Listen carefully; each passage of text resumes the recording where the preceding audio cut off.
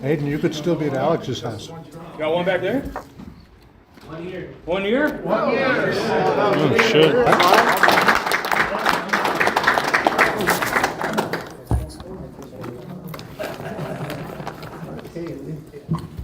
Hi, my name's Jim White. I'm an alcoholic. Yeah. It's nice to be here. It's nice to see people take cakes.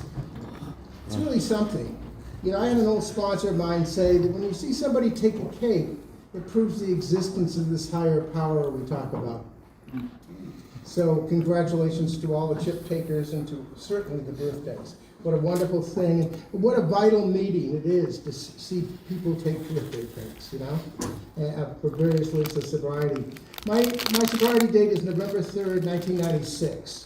So, I'm coming up on almost 10,000 days. I can't believe it. Right on. Because when I first started, I had to count the days because I'd lost everything. I'd go for, in the daily reflections or the daily meditation book, I'd go the 10 days and then the 11 and the 12 and so forth. God help me to stay clean and sober today. And guess what? I stayed clean and sober. But, to start it off, I came from New England, from a little town in New Hampshire, and my folks came out to the land of milk and honey, California. And after a couple of weeks, I asked, well, Mommy and Daddy, when are we going to go back? And they said, Jimmy, we're not. So I probably was depressed ever since then. Grew up, went to high school out here in La Cañada. Got drafted in the service during the Vietnam War, became an artillery officer. Came back, finished school, went to England, did my graduate work. Everything was going pretty well, got married over there. I told her not to come, she came anyways, and I figured, well, what the hell, if she comes, I might as well marry her, so that's what I did. 5 kids later. And everything was fine and dandy. I started my own business. I taught for a little while, and then I started my own business and had it for well over 20 years over in San Gabriel. In fact, one of my noteworthy achievements is this guy right next to me, Louis, was my next door neighbor where I raised my family. Look at how he turned out. Looks like he needs to make an amends. So there'll be an amends made in the parking lot later. Exactly. So, anyways, how it started, I just try to be grown up, and I love the scotch because it's what my dad and my uncle drank. I have a dad who was largely gone on work, and mom and younger, sisters, and that's what I did. I had to achieve. I had to do what I could do. Got married. Everything was fine. Started my own business. Everything was fine. And then we lost a little boy, the second boy, and I had to give the okay to turn off the tubes. And he lived for about 3 weeks or so. And my father's name was Rodney B. White. My name was James Rodney White, and my son's name was Ryan James White. And every time I go up to Mountain View, when I get a chance to go by there, now I lay me down to sleep. And I think that really, really threw me off because I don't think I was used to dealing with mortality, and let alone my own sons. I was the only boy in my generation. I had all girls. And anyways, everything was fine. We bought a home next door to Louis in San Gabriel, and things were fine. We lost the little boy. We started in the 80s, started taking the little life-enhancing powder together with the scotch. And I thought it was okay because after all, I was educated. I knew what I was doing, and I could be okay. But I wasn't.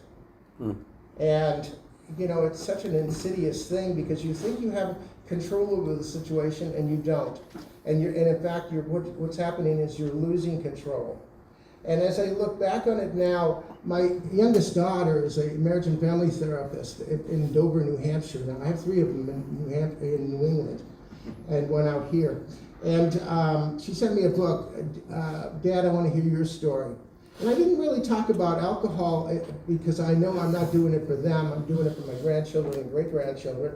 And I says, you know, my biggest regret, if I have a regret, is being able to sit on the sofa with my 4 daughters, and I was physically there, but I wasn't mentally, emotionally, or spiritually there. I was absent. And that's the biggest crux that I can do. I can't make up for it. It is what it is.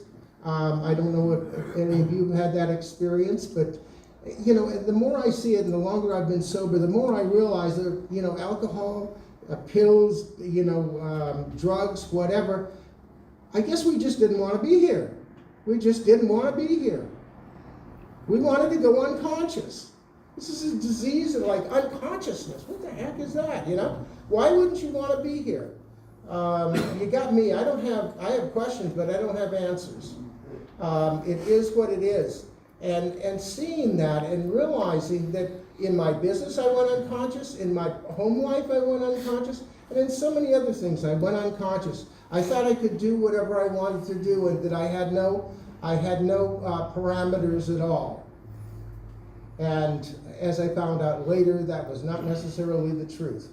I was a general partner of limited partnerships. We had done well, and then I started making poor decisions based on self and based on erroneous information. And finally we had to dissolve them. It just didn't work at all, and largely I take responsibility for that. They made money, but they could have made even more.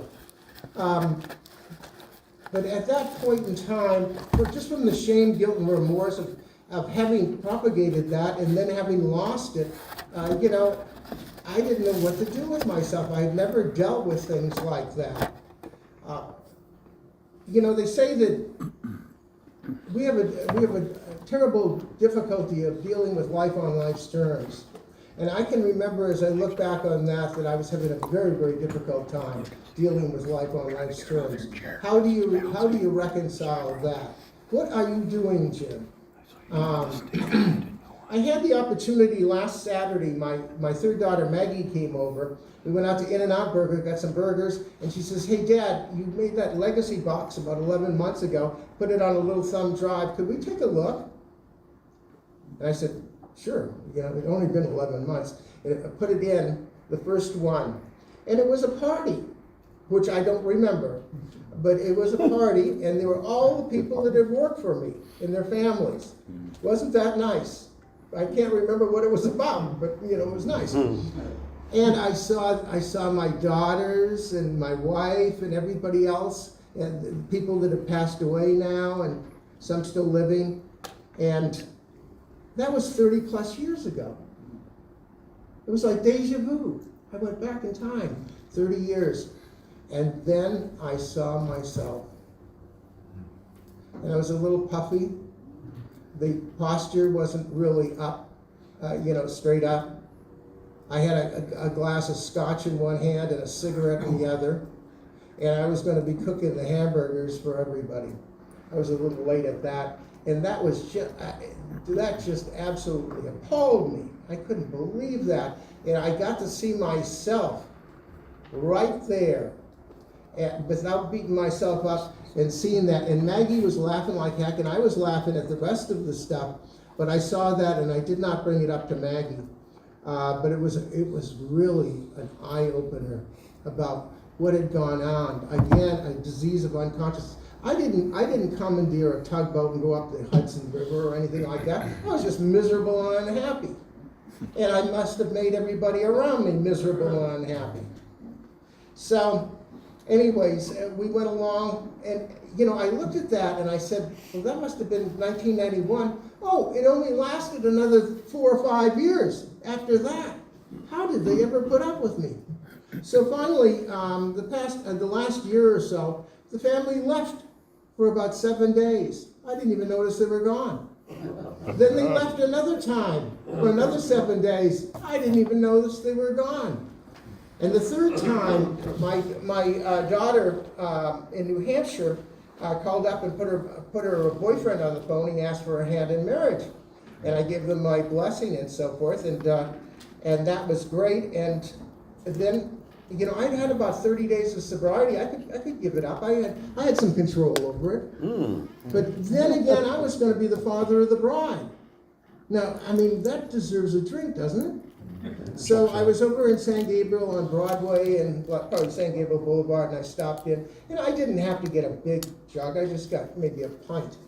I used to drink Shabbos, and now I was down to Scoresby, but whatever, you know. And I can remember taking that glass out and putting those ice cubes in and opening up instead of the cork top. It was, you know, you had to break it open, and it goes go go go go go, you know, and it breaks up with the ice and so forth. And before I even put that in, you know, drank it, you know, I could feel my tongue swelling up. I could feel it going up into my nasal cavity and gave me the most indescribable, wonderful feeling. And I hadn't even swallowed the damn stuff yet, you know. And I did that, and I might as well have spread my legs 18 inches apart, bent over, and kissed my, you know what, goodbye, because I was screwed. My daughter came out and she says, "Dad, if you drink, you can't take me down the aisle." And I said, "I promise, Emily, I won't drink." Within an hour, I was behind the garage, chug-a-lugging a Scoresby. Now, they don't know, and she let me take her down the aisle, but guess who? Guess what? I knew. So it's really ironic when you get those chips. Usually on the back of those chips they say, "To thy own self be true." So, anyways, about 9 days after the wedding, they left and they never came back again. And I'm standing in the driveway saying, "Don't go, don't go." We lost the home. You know, I feel that you shouldn't be losing homes. I owned it for 20 years and we lost it. Lost the wife, lost the 4 daughters, lost the business, lost just about everything. And so here I am at midlife, and my whole life had been turned upside down. And say, "Okay, what are you going to do now, Jim?" So they brought me into treatment at St. Luke's. And I was there, and I did the best I could, but they explained to me about the powerlessness issue. I'd never heard of that before, about the allergy of the body, the obsession of the mind, the spiritual malady. And that was just amazing to me, because what they said was according to my experience. And so I went through that, and then I asked the family if I could come back, and they said, "No, Jim, if you come back, you'll drink again." So I did an about face, and I went on to sober living for a couple of years. And so that was it. For the first 10 years of my sobriety, I was like a man wandering around in the desert, not knowing exactly what he's doing. I did go back to work, so I'd be self-supporting through my own contributions. I sponsored 10, 15 guys a week. My social life was to go to AA meetings. And I didn't expect anything different. That was the way life was going to be. Then in about 2005, at the end of it, my wife got remarried after about 9 years. And I wished her the very best. And my youngest daughter, Sarah, was a yoga instructor at the time. She says, "Why don't you come to your yoga class, Dad?" I says, "Can I come and watch?" She says, "Dad, it's not a spectator sport, you know." Like we were going to say, though. I showed up and I had to do what I had to do, you know. And then even when she didn't show up, I showed up, you know. And, you know, here I am with a bunch of 20-year-old ladies and myself, and the instructor says, "Jim, are we ready?" And I said, "Ladies, are we ready?"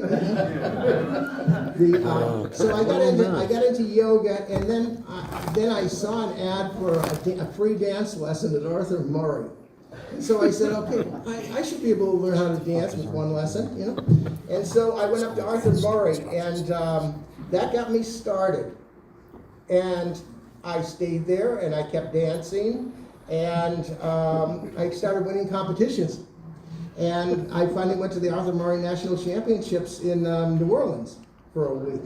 And at that time, you know, I wasn't expecting anything different, but I was noticed by a world champion from Russia, Irina Chekhovich.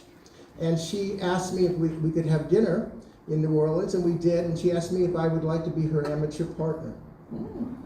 And this is standard ballroom dancing, where you get out there and you dance the international waltz, the slow foxtrot, the tango, the Viennese waltz, quick step. And I couldn't believe it. And she was such a nice lady. At the time, she's Russian, you know, and it's and that kind of changed. But it was a wonderful experience. I didn't realize how tough Russians could be, you know. But so that was quite an experience. We went all over the world. Anyways, I had 4 hernia operations, stayed sober, got cut up, but I loved dancing so much. And there were certainly many beautiful girls there too. And finally, I had to stop, and we didn't speak for 3 years. And I got into, I thought, I'd go for a bike ride. And so I signed up for a bike tour of Cape Cod and Martha's Vineyard. And my youngest daughter, again, Sarah, says, "Dad, I don't recall you ever riding a bike." And I says, "Well, hey, don't you think I had a light before you came along, you know?" And she says, "Okay, hold on, let me get the bike out of the garage, let me see you ride it." So I rode it up to the end of the driveway and back. Anyways, I went on that, but I had a spiritual experience there. I finished last. There were these men and women, and I finished last, but I actually did pretty well. And I was swearing like a longshoreman in recovery. Isn't that wonderful? And this guy comes by, and he had about 20 years, and he went on these 100-miler, and he says, what's the problem? And he says, "Jim, you're a dancer. These people are all really into bikes, you know?" And I says, "Well, what should I do?" And he says, "Take it easy." And I said, "Take it easy? Is that what I'm supposed to do? Take it easy?" He says, "Yeah, tomorrow, get on your bike." Because, when I rode a bike, it was like 3 speeds, and here I got 18 or 20 of these things. And so I did, and he says, "You go through the gears as best you can, and when you get tired, get off the bike, but just keep going. Don't come back to the hotel." So I did, and I went 27 miles up the Cape, and that started me off. And I went to Martha's Vineyard, and then we biked the low country from Charleston down to Savannah, Georgia, and then we biked Bar Harbor, Maine, Arcadia National Park, and the eastern shore of the Chesapeake Bay. And we flew to Italy and biked from Florence out to the coast and down to Rome. And then we biked the Natchez Trace, and we biked Montreal down to the Champagne Valley and Islands. We biked Normandy and Brittany in northern France. We biked Prague through the Czech Republic into Bavaria and followed the Danube into Vienna. We just the last we biked Andalusia from Sevilla to Cordoba, to Zaharas, to Granada. It's just been great. Then the pandemic hit, and then we went up to British Columbia and biked Vancouver Island and the Gulf Islands off the coast. And then biked the Dolomite Mountains from Innsbruck, Austria, over to Milan a couple of years ago. And last year I biked Puglia on the eastern shore of Italy. It was just wonderful. But see, the thing is it's not about Jim White and Jim White biking or Jim White doing his dancing and this kind of stuff. Those were probably dreams I always had. But by staying clean and sober and doing what you're supposed to do, things change. And you start living the dreams you always thought were not possible. Whatever they may be for you. I can't say. I'm just telling you what happened in my dream, not necessarily what happened in yours. But everybody was gone. Why should I think it was ever going to change? And it changed radically. And those daughters of mine came back, and I was able to, by being wise with my money, I was able to pay off all the student loans and things like that. I saw my former wife about a year ago at a memorial service for a friend of ours. And she says, "Jim, I can't believe how our 4 daughters are such wonderful mothers." And I looked at her and I said, "Marcia, they had a wonderful mother." I've had different things. Not everything's been fun and dandy. One of the reasons why I wear a hat, I had melanoma, a huge thing on my head. And in fact, a couple of them, just the kind of skin. You deal with life on life's terms. That's what you guys have taught me. And I had a bunch of questions for the doctor and the surgeon, but it got down to, is this really necessary? And he turned to me and he says, "Jim, you want to live another 20 years? I think that answered all the questions. Okay, okay, that's fine, you know, that's great. But what I'm noticing is that my job is to suit up, and show up on time. You know, the rest of it's kind of God's business, not my business, you know? And when I don't get involved in the results and I don't get involved and Google it, you know, I can be pretty well okay. I've lived a life I'm proud of. I've been able to contribute to others. I lost a sponsee a couple of years ago, Ken, if anybody knows Ken N. You know, he came to me when he had 6 months sobriety. I had 3.5 years, and he was coming up on 22, and decided to jump off a bridge. Nothing that would have ever indicated anything like that. But that's recovery. In other words, we have a lot of laughs, and we have the laughter and the sorrow, and we just deal with it. And people say, do you think he's with God? I said, of course he's with God. You know, with this higher power of his. He was a fine man. I don't really have a heck of a lot, other than like in the dance, I wanted to do things perfectly, you know, how we have our perfectionism. And my early instructors said, Jim, you're not having any fun. You're not enjoying it.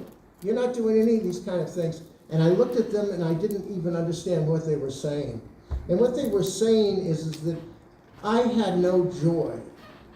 Because I worked, I struggled, and I did things the way I thought I was supposed to. And I suddenly realized that stuff that you'd always been talking about gratitude, that if I didn't have gratitude, there would be no joy in Jim White.